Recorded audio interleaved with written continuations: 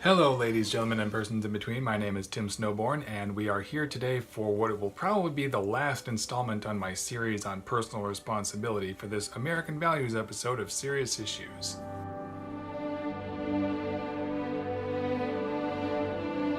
So, what do you think, huh? Yeah, I've had this haircut before. I figured I'd shave it off for the summer and just let it grow back. Anyway, the school year is winding down. I told you that I was gonna stop doing regular weekly videos at the end of the school year, and that is this week. So I'm gonna make this video and maybe one more goodbye video, and that'll be it. So today I'm gonna try to finish up my thoughts on the whole personal responsibility issue.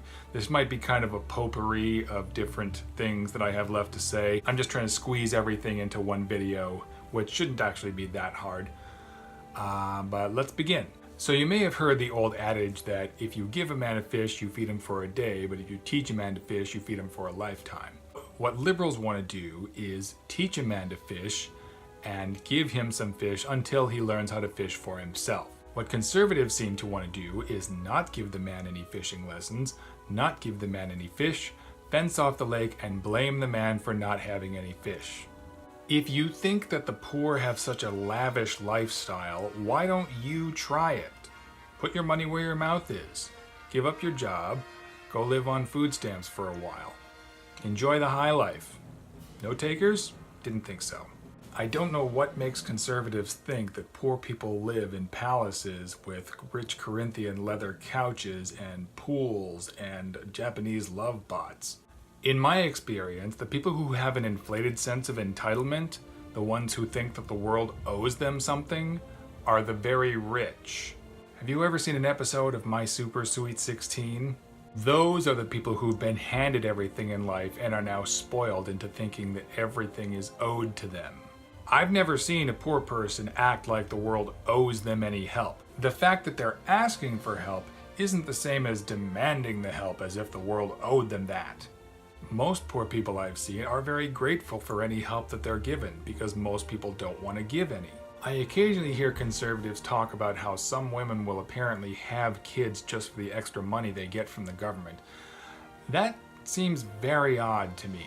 It really doesn't seem like having another kid is worth the pittance that you're given to raise them by the government. It's not like that money really goes into your pocket. You have to use at least some of it to take care of the kid. Having kids just for the government welfare check isn't going to give you some posh, lavish lifestyle. Conservatives seem to think that if a disabled person can succeed, then no one really needs help. I remember seeing this meme of a guy with no legs who was working on a construction site. And the caption said something like, "If he's got a job, what's your excuse?" Well, again, in that case, no one needs help, do they? Conservatives seem to think that if it's possible to succeed under the worst conditions, then no one needs help. And if that's true, why did Jesus place so much emphasis on helping people in need?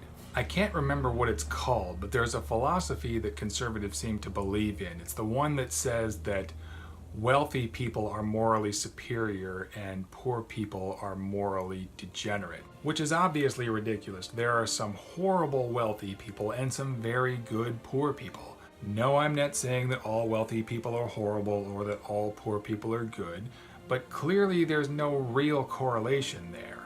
Conservatives often talk about creating dependency, and that's always a fascinating subject for me. I don't know if they mean that if you help people that they will lose the will to help themselves or lose the ability to help themselves. Because I find the latter very hard to believe. Just because you help someone doesn't mean they suddenly lose the ability to fend for themselves. And I'm also skeptical of the former, the accusation that people will just lose the will to fend for themselves. You guys realize you're not allowed to spend your whole life on welfare unless you have a permanent disability. And believe me, I support means testing. If someone's out there defrauding the system, we absolutely should find them and kick them off of it. But I would rather help 100 people who don't need it than fail to help one person who does. I like to think that's how Jesus feels. I like to think that Jesus was the kind of guy who would rather help 100 people who don't need it than fail to help one person who does. And again, We should find those 100 people who don't need it and kick them off the system. We should not scrap the system and fail to help the people who actually need it. I suspect that many people within the GOP are actually closet atheists.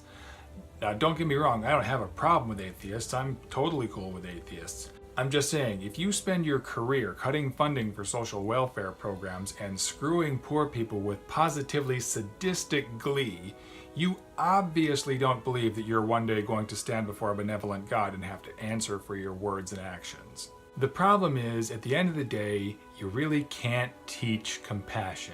If someone doesn't understand why helping other people is the right thing to do, I don't know how to explain it to them. I shouldn't have to. I mean, if you can't take it from your own Lord and Savior, nothing I say is going to change your mind. Okay, I think that's everything. I look forward to reading your thoughts in the comments below. Again, I'll probably make one more video to kind of say goodbye for the summer, and that'll be it. And then I'll stop doing weekly videos. Thank you very much for joining me for this conversation. If this is your first time on my channel, welcome. It's great to have you here. I hope that you'll subscribe and join me for future conversations and check out my previous videos for more. If you're a current subscriber, welcome back. Thank you very much for your continued support. I love all of you. Until next time, everyone, take care.